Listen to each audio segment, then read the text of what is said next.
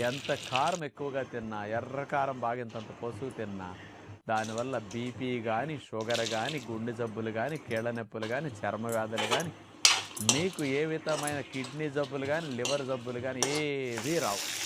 దీర్ఘ రోగాలు, మనం బాధపడే మందులు వేసుకునే మొండి రోగాలు ఏవి రావటానికి, కారానికి సంబంధం అసలు లేదు. మరి ఇది వినేసరికి బాగా ఎర్రకారం బాగా వాడి ఎర్రెర్రగా తినేవారికి చాలా సంతోషంగా అనిపిస్తుంది. ఇంత మంచి విషయం విన్నాం కదా అని. ఇది యథార్థము.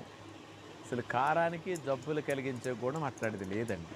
ఎర్రకారం ఎక్కువగా వాడటం వల్ల ఇబ్బంది ఏమిటంటే మంటగా ఉంటుంది కదా నోట్లో పెట్టుకునేసరికి. వాళ్ళకి కొన్ని రోజులు తినేసరికి ఆ మంట అలవాటైపోతుంది. అది పక్కవారికి మండుతుంది కానీ వాళ్ళకేం మండదు. కాబట్టి ఈ సెల్స్ అలవాటైపోతాయి. ఏదైనా ఎక్కువైతే తినేటప్పుడు కారానికి నోట్లో లాలాజలం వస్తుంది. కొంచెం కళ్ళమ్మట నీళ్లు, ముక్కమ్మట నీళ్లు